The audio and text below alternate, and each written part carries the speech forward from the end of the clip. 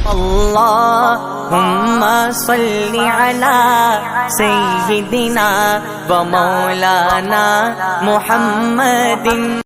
الحمد لله رب العالمين والصلاة والسلام على سید المرسلین اما بعد. تو کل ہماری بات ہوئی تھی فتح مبین کے متعلق کہ اس سے مراد صلح حدیبیہ ہے کہ آپ صلی اللہ علیہ وسلم نے خواب میں دیکھا کہ میں عمرہ کر رہا ہوں اور میرے ساتھ صحابہ کرام کی جماعت ہے اور ہم نے اطمینان اور امن و سکون کے ساتھ عمرہ کیا. صحابہ کرام بھی تیار ہو گئے. صحابہ کی تیاری کو دیکھ کر کے آپ صلی اللہ علیہ وسلم بھی تیار ہو گئے. اور چونکہ یہ خوف بھی تھا کہ کفار مکہ روکیں گے، ان کی جانب سے مدافعت بھی ہوگی، اس لیے مدینہ کے ارد گرد جو بستیاں تھی وہاں پر بھی اعلان کیا گیا. قبیلہ جہینہ، مزینہ وغیرہ میں اعلان کیا گیا کہ ہمیں عمرہ کرنے کے لیے جانا ہے اور مہاجرین اور انصار صحابہ کرام جانے والے ہیں، اس لیے تم میں سے بھی ہر ایک مسلمان تیار ہو جائے. لیکن ان میں سے اکثر تیار نہیں ہوئے. ان میں منافقین بھی تھے اور بعض مسلمان بھی تھے، لیکن ضعف اعتقاد کی بنا پر ان کا گمان یہ تھا اور وہ آپس میں کہہ بھی رہے تھے کہ محمد صلی اللہ علیہ وسلم ہمیں کفار مکہ کے ساتھ لڑوا رہے ہیں، حالانکہ کفار مکہ کے پاس تو بہت زیادہ طاقت ہے، ان سے مقابلہ کرنا گویا کہ موت کے منہ کے اندر خود جانا ہے، گویا کہ وہ قریش کا لقمہ بن جائیں گے. اس لیے انہوں نے آنے سے انکار کر دیا، نہیں آئے. اور بہت ہی کم لوگ تیار ہوئے ارد گرد کی بستیوں کے. یہ زیادہ تر 1400 صحابہ کرام یہ مہاجرین اور انصار میں سے تھے. اور جب کفار مکہ کو یہ خبر ہوتی ہے تو انہوں نے حضرت خالد ابن ولید کو قراء الغمیم کے اوپر بھیج دیا اور بنو ثقیف کو مقام بلدہ کے اندر بٹھا دیا. اور آپ صلی اللہ علیہ وسلم جب آگے بڑھ رہے ہیں تو جیسے کہ کل کہا گیا کہ ادھر خالد ابن ولید کا لشکر تھا اور ادھر صحابہ کرام تھے، اور دونوں نے سب بندی برابر کر لی تھی کہ اتنے میں ظہر کی اذان کا وقت ہو گیا. حضرت بلال رضی اللہ تعالیٰ عنہ نے اذان دی اور اس کے بعد صحابہ کرام نے نماز پڑھی. اب کفار مکہ اور خالد ابن ولید یہ دیکھتے رہے کہ مسلمان کس طریقے سے نماز پڑھ رہے ہیں، لیکن جب نماز پڑھ چکی تو انہیں افسوس ہوا کہ نماز کی حالت میں ہی ہم حملہ کر دیتے نا، ہم کامیاب ہو جاتے، کیونکہ وہ تو نماز میں تھے، ساتھ میں ہتھیار بھی نہیں رکھتے نماز کے دوران، تو اس لیے اچھا ہوتا کہ ہم ان کو ہلاک کر دیتے نماز ہی کے اندر. لیکن پھر انہوں نے کہا کہ ابھی ان کی ایک عصر کی نماز آنے والی ہے جو ان کو ان کے جان اور مال سے بھی زیادہ عزیز ہے، اس وقت وہ نماز پڑھیں گے تو ہم اسی دوران ان پر حملہ کر دیں گے. تو کل یہاں تک بات ہوئی تھی. ابھی ان کا یہ پلان بنا ہوا تھا کہ ظہر اور عصر کے درمیان حضرت جبرائیل علیہ السلام نازل ہوئے اور صلاۃ الخوف آپ پر نازل کی، جو پوری آیت قرآن مجید کے اندر ہے. وَإِذَا كُنْتَ فِيهِمْ فَأَقَمْتَ لَهُمُ الصَّلَاةَ فَلْتَقُمْ طَائِفَةٌ مِّنْهُمْ مَعَكَ وَلْيَأْخُذُوا أَسْلِحَتَهُمْ، کہ جب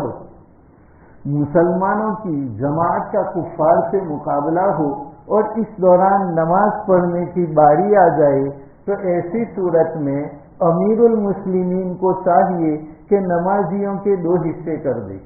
ایک حصہ کو نماز پڑھائے اور دوسرا حصہ، مثلا 200 آدمی ہے تو 100 کو وہ نماز پڑھائیں گے آدھی نماز، اور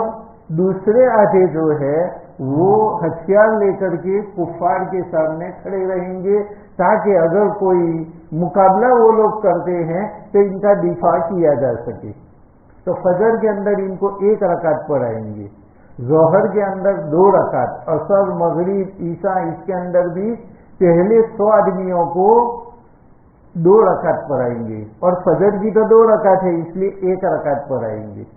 इसके बाद ये जमात को 1 रकात फजर की मसलन पढ़ा दी। अब इसके बाद ये लोग इन लोगों के पास आ जाए जो हथियार लिए हुए हैं, और इनके हथियार ये ले ले, और दूसरे 100 जिन्होंने नमाज नहीं पढ़ी वो आकर के आप सल्लल्लाहु अलैहि वसल्लम के पीछे दूसरी रकात पढ़ेंगे। तो उन्होंने 1 पढ़ ली, अब ये 1 पढ़ेंगे। इसके बाद आप सल्लल्लाहु अलैहि वसल्लम सलाम फेर देंगे। इसके बाद फिर पहली जमात आएगी और आकर के अपनी 1 रकात पूरी करेगी, और इसके बाद ये जमात चली जाएगी और दूसरी जमात आएगी और वो भी अपनी 1 रकात पूरी करेगी तन्हा तन्हा। जैसे नमाज हमारी चली जाती है 1-2 रकात तो हम बाद में पूरी करते हैं, इसी तरीके से ये हजरात भी ऐसा करेंगे, अपनी बकिया नमाज पूरी कर लेंगे। और जोहर की नमाज हो या असर की या मगरिब की या ईशा की, तो पहले 100 को मसलन 200 आदमी है तो पहले 100 को 2 रकात पढ़ाएंगे, और उसके बाद तीसरी रकात के लिए खड़े हो तो इमाम इंतजार करेगा। यहाँ पर आप सल्लल्लाहु अलैहि वसल्लम इंतजार करेंगे। और अभी ऐसा मौका हो जाए कि कुफ्फार से लड़ाई के दरमियान नमाज पढ़ने की नौबत आई और लोग चाहते हैं कि एक ही इमाम के पीछे नमाज पढ़े, तो इसी तरीके से 2 हिस्से किए जाएंगे कि पहले हिस्से को 2 रकात पढ़ाएंगे और उसके बाद 2 रकात इन्होंने पढ़ ली। अब ये लोग वहां पर चले जाएंगे, जो हथियार वाली जमात है इनके हथियार ले लेंगे और ये दूसरी जमात आएगी और इमाम इनको बकिया नमाज पढ़ाएगा। जोहर की बकिया 2, असर की भी बकिया 2, मगरिब में तो 1 ही रकात है तो 1 रकात, और ईशा के अंदर बकिया 2। और इसके बाद फिर पहली जमात आएगी जिन्होंने पहले नमाज पढ़ी है और अभी वो हथियार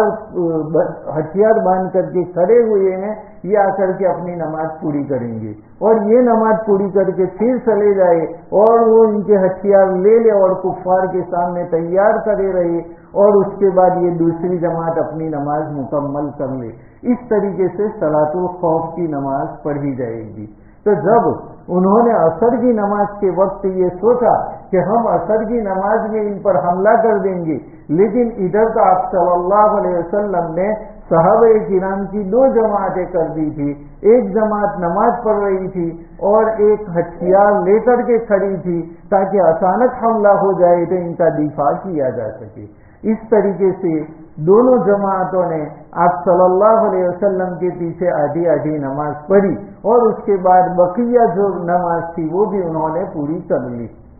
तो कुफ्फार अब तो देखते ही रह गई कि अब किसी तरीके से मुसलमानों का मुकाबला करना दुश्वार हो गया है। हम तो समझ रहे थे कि ये हमारा लुक़्मा-ए तर बनने वाला है, लेकिन अल्लाह तबारक व तआला ने हजरत जिब्राइल को भेज दिया और ये नमाज आप पर नाजिल फरमाई। और आज भी ये नमाज, जबकि लोग एक ही इमाम के पीछे नमाज पढ़ना चाहते हो कि हम तो अमीरुल मुस्लिमीन ही के पीछे नमाज पढ़ेंगे, तो इसी तरीके से 2 हिस्से कर देंगे।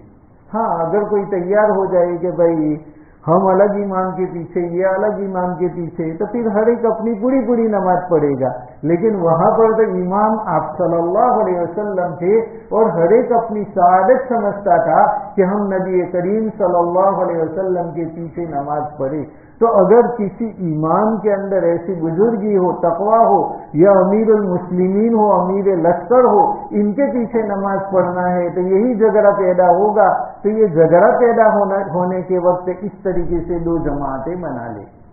अब इस तरीके से नमाज पढ़ी। इसके बाद आप सल्लल्लाहु अलैहि वसल्लम ने चाहा कि हम कुफ्फार की तरफ आगे बढ़े। कुफ्फार की तरफ आगे बढ़ रहे थे, जिस जानिब खालिद इब्न वलीद खड़े थे कि इतने में आप सल्लल्लाहु अलैहि वसल्लम की जो ऊँटनी थी जिनका नाम कस्वा था वो बैठ गई। बैठने के बाद उसको उठाया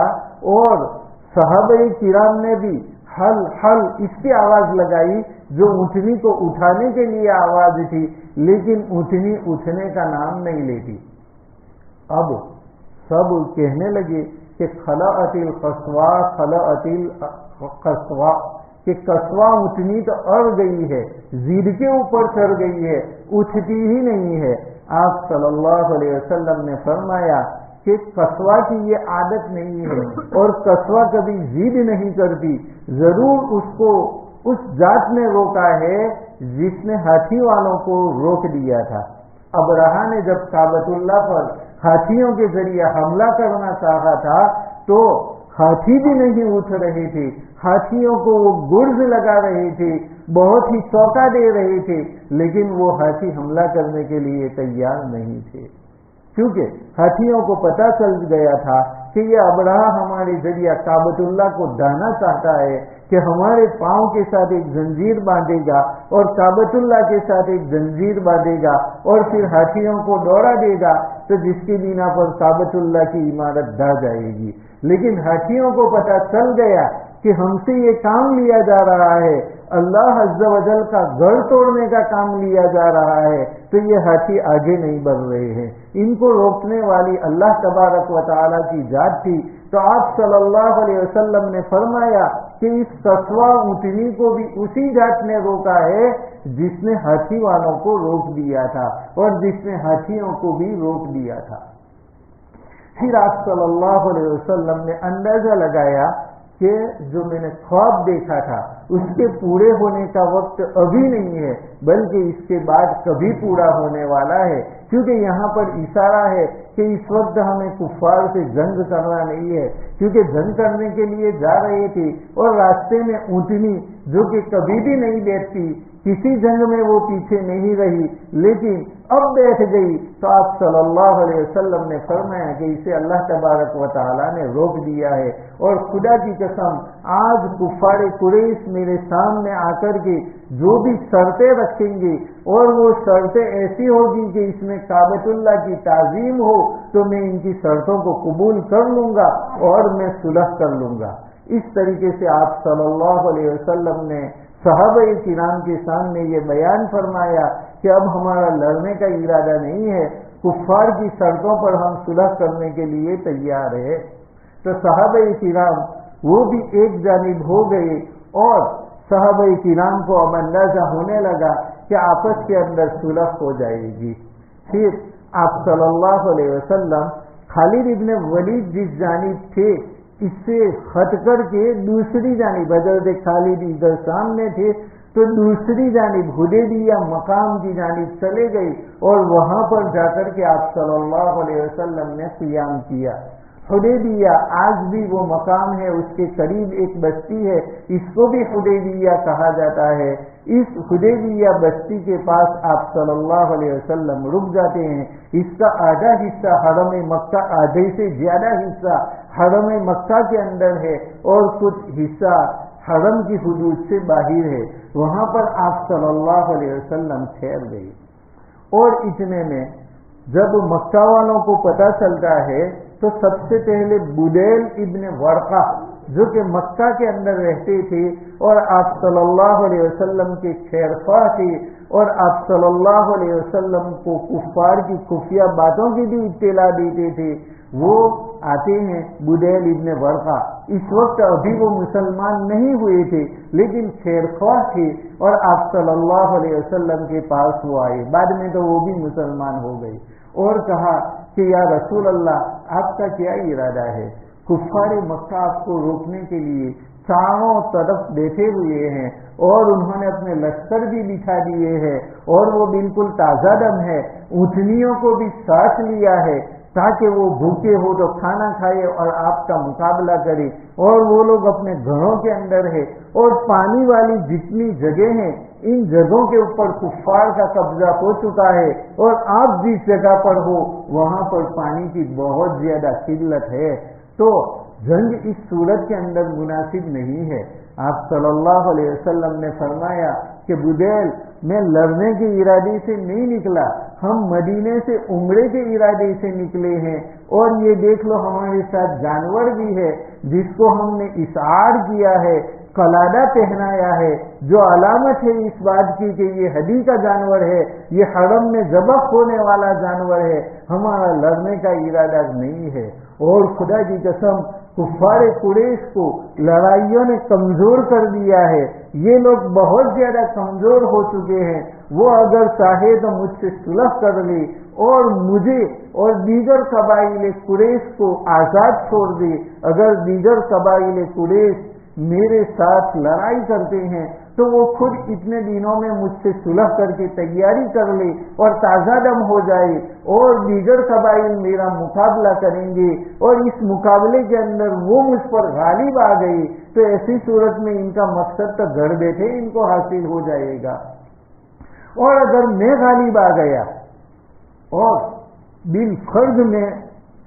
ہار جاؤں، ورنہ اللہ کا وعدہ ہے یہ دین تو کامل ہو کر کے رہے گا. لیکن ایک بات تھی کہ اگر وہ غالب آ گئے تو ایسی صورت میں قریش کا جو مقصد ہے مجھے ہرانا، وہ مقصد پہ ان کا گھر بیٹھے حاصل ہو جاتا ہے. اور اگر میں غالب آ گیا تو ایسی صورت کے اندر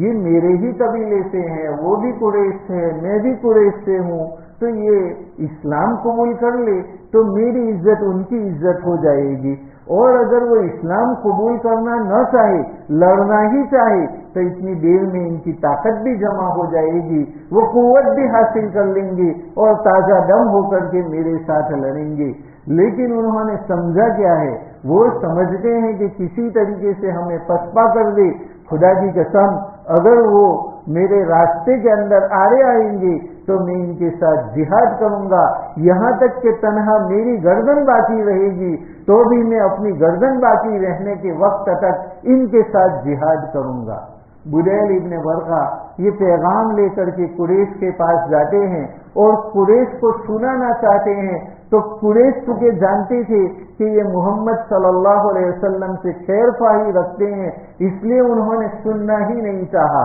اکرمہ ابن ابی جہل اور اسی طریقے سے عاص ابن وائل انہوں نے یہ کہا کہ ہمیں تمہارا کچھ بھی پیغام سننا نہیں ہے. لیکن عروہ ابن مسعود ثقفی انہوں نے کہا کہ بھئی تم ان کا پیغام تو سن لو. کہا نہیں، ہمیں ان کی کوئی بات نہیں سننا ہے. تو عروہ ابن مسعود جو کہ اس قوم کا سردار تھا اور بنو ثقیف کا بھی سردار تھا، اس نے کہا کہ کیا اے قریش، میں تمہارے لیے تمہارے باپ کے درجے میں اور تم میرے لیے میرے بیٹوں کے درجے میں نہیں ہو؟ انہوں نے کہا کہ بس یہی بات ہے. انہوں نے کچھ پھر کہا کہ کیا تم مجھ سے کسی قسم کا دھوکہ دینے کی امید رکھتے ہو؟ انہوں نے کہا کہ بالکل نہیں. تو پھر میری بات مانو اور وہی جو بات کہہ رہا ہے اس بات کو سن لو. پھر بدیل ابن ورقہ نے پوری بات سنائی کہ تم کتنی جلد بازی کر رہے ہو، محمد تم سے لڑنے کے لیے نہیں آئے ہیں، وہ تو عمرہ کرنے کے لیے آئے ہیں اور ان کے ساتھ ان کے ہدی کے جانور بھی ہیں، میں نے اپنی آنکھوں سے دیکھے ہیں، ان کو عمرہ کر لینے دو. تو جب یہ بات قریش نے سنی تو کہا نہیں، خدا کی قسم ہم ان کو عمرہ نہیں کرنے دیں گے اور ان کو مکہ میں داخل نہیں ہونے دیں گے. تو بدیل ابن ورقہ اپنے آدمیوں کو لے کر کے الگ ہو گئی کہ اس طریقے سے ہم تمہارا ساتھ نہیں دیں گے، ہم تو دشمن کو بھی نہیں روک سکتے عمرہ کرنے سے، کعبۃ اللہ کی زیارت کرنے سے، تو یہاں ایک پاکباز ہستی کو کیسے روکا جا رہا ہے، میں تمہارے ساتھ نہیں رہتا. تو پھر عروہ ابن مسعود ثقفی نے کہا کہ میری رائے یہ ہے کہ تم بدیل کی بات کو مان لو. محمد صلی اللہ علیہ وسلم جو کہہ رہے ہیں، صلی اللہ علیہ وسلم ہم بول رہے ہیں، اور جب بھی ہمارے نبی کا نام آئے تو ہمیں صلی اللہ علیہ وسلم بولنا چاہیے. البتہ وہ تو کافر تھے عروہ ابن مسعود اس وقت، اس لیے اس نے یہ کہا کہ محمد اور ان کے اصحاب سے میں بات کرنے کے لیے جاتا ہوں. تو انہوں نے کہا کہ اچھا تم جاؤ. عروہ ابن مسعود ثقفی آپ صلی اللہ علیہ وسلم کے پاس آئے اور پھر کہنے لگے کہ محمد، کیا کبھی کوئی اپنے قبیلے والا اپنے ہی قبیلے والے کو ہلاک کرنے کی سوچ بھی سکتا ہے؟ آپ نے یہ کیسے سوچ لیا؟ قریش جو آپ کا قبیلہ ہے اس کو ہلاک کرنا اور اس سے جنگ کرنے کی آپ نے ٹھان لی ہے، یہ کتنی بری چیز ہے. اور بصورت دیگر اگر یہ قریش والے آپ کے اوپر غالب آ گئی تو میں ان جماعتوں کو دیکھ رہا ہوں جو کمزور لوگ ہیں، اور یہ کمزور لوگ آپ کا ساتھ چھوڑ کر کے چلے جائیں گے اور کوئی بھی آپ کی مدد کے لیے نہیں رہے گا. ابو بکر صدیق رضی اللہ تعالیٰ عنہ نے یہ سنا تو بہت زیادہ غصے ہو گئی، اور کبھی بھی غصے نہ ہونے والا آدمی اس وقت بولتا ہے کہ اے عروہ تو اپنے لات اور عزا کی صنمگاہ کو چوستا رہے، کیا تو نے یہ سمجھ لیا ہے کہ ہم نبی اکرم صلی اللہ علیہ وسلم کو چھوڑ دیں گے؟ خدا کی قسم ہم ایسے نہیں ہے، ہماری جان میں جب تک جان ہے وہاں تک ہم مقابلہ کریں گے قریش کا۔ اور اس کے بعد اس نے پوچھا کہ یہ کون ہے؟ اس کو معلوم نہیں تھا کہ یہ ابو بکر صدیق ہے، لوگوں نے بتلایا کہ یہ ابو بکر صدیق ہے۔ تو اس نے کہا عروہ نے کہ اگر ان کا ایک احسان میرے اوپر نہ ہوتا جس کا بدلہ ابھی تک میں نے نہیں چکایا تو میں اس کو ضرور جواب دیتا، لیکن ان کا ایک احسان ہے، اور احسان یہ تھا کہ عروہ ابن مسعود نے کسی جگہ پر قتل واقع ہو گیا تھا، تو اس قتل کا خون بہا، خون کا جو پیسہ ہوتا ہے کسی کا خون کر دی تو ایک تو کہ قتل کے بدلے میں قتل کر دیتے ہیں، اور دوسرا یہ کہ کچھ خون بہا لینے کے اوپر راضی ہو جاتے ہیں کہ اتنے روپے تم دے دو تو ہم تم کو معاف کر دیں گے۔ تو یہ خون بہا اس نے ایک قوم کا اپنے ذمہ لے لیا تھا، تو ہر ایک نے ان کی مدد کی، کسی نے ایک حصے سے مدد کی، کسی نے 2 حصوں سے مدد کی، کسی نے 3 حصوں سے مدد کی۔ حضرت ابوبکر صدیق رضی اللہ تعالیٰ عنہ نے اس زمانے میں 10 حصوں سے مدد کی، جس کی بنا پر وہ ان کی دیت دے سکا تھا۔ اب ابھی تک اس کا بدلہ نہیں چکایا تھا، اس بنا پر کہا کہ میں اس کا کوئی جواب نہیں دیتا۔ اور عروہ ابن مسعود ثقفی آپ صلی اللہ علیہ وسلم سے باتیں کر رہا تھا اور بات بات میں آپ کی داڑھی کے اندر ہاتھ ڈالتا تھا، تو مغیرہ ابن شعبہ رضی اللہ تعالیٰ عنہ یہ بھی کھوڑ پہنے ہوئے تھے اور اسی عروہ ابن مسعود کے بھتیجے تھے۔ جب حضرت مغیرہ ابن شعبہ نے دیکھا کہ یہ بار بار ہمارے نبی صلی اللہ علیہ وسلم کی ریش مبارک کو، داڑھی مبارک کو مس کر رہا ہے، چھو رہا ہے، تو انہوں نے جو تلوار کا پھل تھا وہ تلوار کا پھل ان کے ہاتھ پر رکھا اور اس سے پیچھے کر دیا اور کہا کہ تو پیچھے ہٹ، ہمارے مقدس نبی کی داڑھی مبارک پر بار بار ایک مشرک ہاتھ نہیں رکھ سکتا، تو ہاتھ کو ہٹا لے۔ اب یہ بھی چونکہ کھوڑ پہنے ہوئے تھے، لوہے کی ٹوپی پہنے ہوئے تھے، اس لیے عروہ ان کو بھی نہیں پہچان سکا۔ اس لیے پوچھا کہ یہ کون ہے؟ کہا یہ آپ کا بھتیجا مغیرہ ابن شعبہ ہے۔ کہا ہاں تو وہی غدار ہے کہ تیری غداری کی بنا پر ہمیں دوسرے قبیلے سے لڑائی لڑنی پڑی اور تیرے خون کا معاملہ میں نے ابھی ہی رفع دفع کیا، اتنی غداری کرنے والا، اور اب میرے سامنے بول رہا ہے۔ وہ غداری کفر کے زمانے میں حضرت مغیرہ ابن شعبہ رضی اللہ تعالیٰ عنہ سے ہوئی تھی۔ وہ ایک بادشاہ مقوقس جو کہ اسکندریہ اور مصر کا بادشاہ تھا، ان کے پاس یہ حالت کفر میں مغیرہ ابن شعبہ یہ اور اپنے چند ساتھی گئے ہوئے تھے۔ بادشاہ نے جب انعام دیا تو اس انعام میں مغیرہ ابن شعبہ کو کم ملا اور ساتھیوں کو زیادہ ملا۔ اس کی بنا پر ان کے اندر جلن پیدا ہوئی کہ یہ ان کو زیادہ ملا، مجھے کم ملا، حالانکہ بادشاہ نے دیا تھا، ساتھیوں کا تو کوئی قصور نہیں تھا، لیکن کافر سے ایمان تو تھا نہیں کہ اس کی روشنی میں کچھ سمجھ سکتے۔ اس لیے ایک جگہ پر جب قیام کیا اور برابر انہوں نے شراب پی اور شراب پی کر کے آرام کرنے لگی، تو مغیرہ ابن شعبہ نے دیکھ لیا کہ ابھی اچھا موقع ہے بدلہ لینے کا، اور اپنے ساتھیوں کو قتل کر دیا اور ان کا جتنا مال تھا وہ مال لے کر کے فرار ہو گئے۔ اب سوچا کہ کہاں پر جائے، تو سیدھے آپ صلی اللہ علیہ وسلم کے پاس آئے اور یہ واقعہ سنایا کہ میں ایمان لاتا ہوں اور میں آپ پر کلمہ پڑھتا ہوں اور یہ مال میں آپ کے لیے لایا ہوں اور یہ مال آپ کو ہدیہ اور یہ مال اس طریقے سے لایا ہوں۔ نبی کریم صلی اللہ علیہ وسلم نے فرمایا یہ مال چونکہ دھوکے سے لیا گیا ہے اور اسلام کے اندر دھوکہ دینا نہیں ہے، اس لیے اس مال کو میں قبول نہیں کر سکتا، تمہیں جو کرنا ہے وہ مال کا کرو، تمہارا اسلام قبول ہے لیکن تمہارا مال قبول نہیں ہے۔